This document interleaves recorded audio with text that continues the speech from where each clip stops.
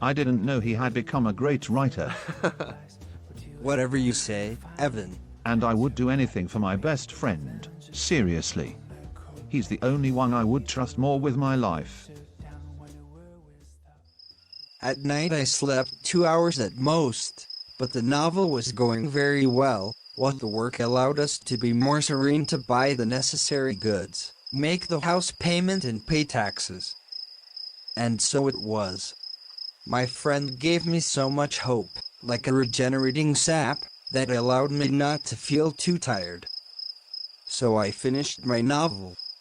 I had Claire read it and she liked it, even if she didn't approve of the brutal reality described in the novel. Sometimes it's sweet, sometimes it's darker. That's what she told me. Evan complimented me. He promised me that he would propose Samuel to the Brookengad Commission. I gave 2 copies to my friend. One of the copies was proposed to the publishing house. In the end, the outcome of Brookengad arrived. Evan told me that the publishing house had been impressed by my novel and the commission was waiting for me to sign the contract. It was done. I would become a professional writer. I quit my job at King's and celebrated with Claire and Evan. They were my only family. They were the only people I loved. I had a feeling that my dream had come true. And, therefore, I took Claire to dinner and I proposed to her.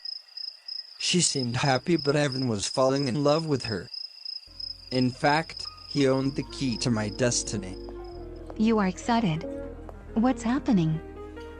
And ready to eat. Oh my God. Albert, I don't know what to say. I bought it this morning, and I couldn't wait. I don't know if this is the perfect place to do these things. Maybe a prestigious place was more suitable. I don't really know how all this works. But I could not wait any longer. Won't you expect me to kneel down to beg you now? Anyway, I have to tell you 2 things. I quit my job at the warehouse and I want to marry you. What do you say? Oh, my God, Albert, it's a lovely ring. So, what do you say? Will you marry me? Yes, of course. I'll marry you.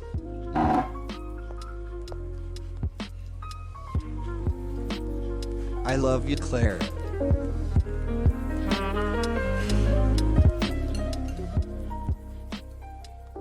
So, when he knew we wanted to get married, he stabbed me, saying that he couldn't help me and that the Brookengad Commission decided to publish another novel instead of mine.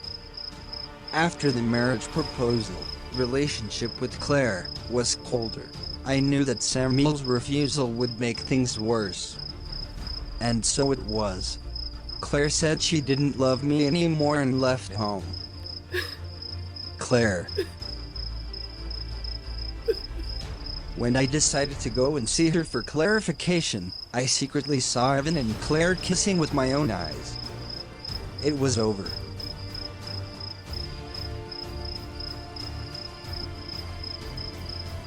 My life's fallen apart. It was the definitive knife in my back.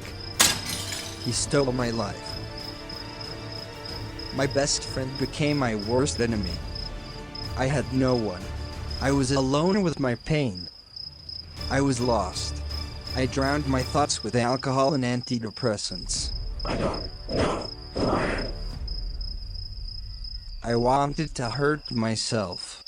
I was going to drown myself, sleep, and I'll never wake up. Then, you know what happened. When the hospital released me and I went home, I was visited from a detective. He has informed me about death of Evan Bucks.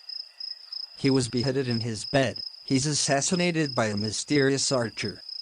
Claire went to the police department to report that Evan's murder was identical to the murders described in my novel. She was suspicious of me, you know? He believed that my hatred for Evan had turned me into a crazy murderer. After 10 years of dating, I'd wanted to look her while the investigators told her that I was not the killer, because that night I was hospitalized in serious condition. I was shot to death by the people I loved. I didn't get love, but I loved Claire madly. Today I have nothing to lose. Sometimes life leads you to walk in the darkness, and you try in every possible way, a road that leads you to the light. But if you finally agreed to walk in your dark path, make peace with your dreams, with all your desires, surrendering to fate, and you become aware of wanting to be stronger than before. I don't believe in humanity. I don't think there are good people.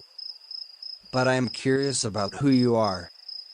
I want to see what brings you to still have hope for others. Not everyone would have saved me because we live in a world surrounded by indifference and by the darkest frost. In this reality, there is no longer anything human. Only you were kind to me in that fucking city. But I never imagined that of you. If we have no hope, we cannot fight and we cannot allow this. I believe that at the end of the dark, an infinite park of light is waiting for us. You must never give up. It's true, I'm scared all the time, especially I'm afraid of what can happen to my daughter. I do nothing but to feel guilty for all of this. I'm guilty for women in Port City, for Patty, for Father Polly, for you and for Sophia. I have involved way too many people here to save my life. I just can't think of anything else. I think about her all the time, about my daughter. 'Cause she's the one good thing I got left in this world. She's the one thing standing between me and giving up. I'll help you find her. It's so cold here. Patty's on the phone. I don't understand what she's screaming.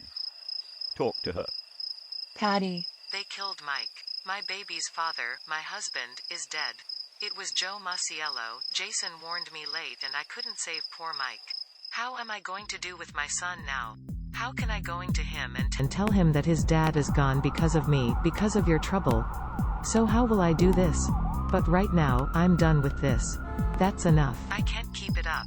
Actually, it's your fault. You are to blame for this. People die because of your trouble and my generosity. Only person I needed, he's dead. Don't call me again. Joe Masiello is likely to know all about you. Maybe he's on his way to Neilbour. This is last warning, Nicki. Now, no longer your friend. I have to protect my son. It's all my fault. I'd better hand myself over to them. I can't keep this up. What?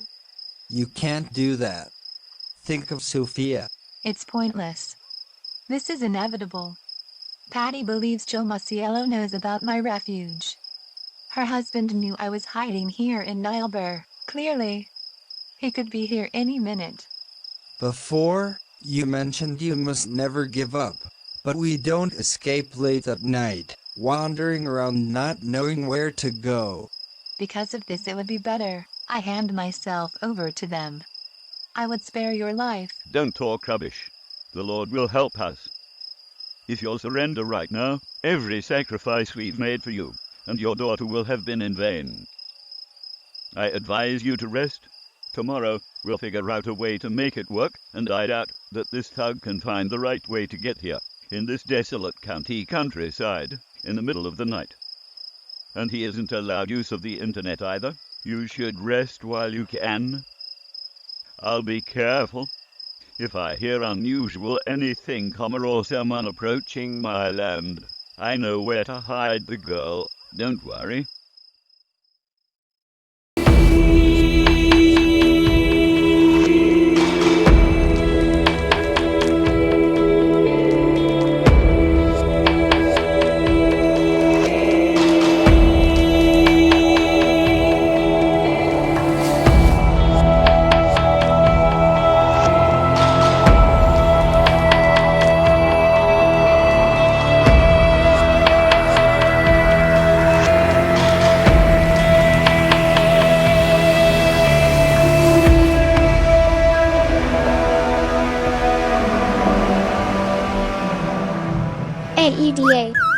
decisions.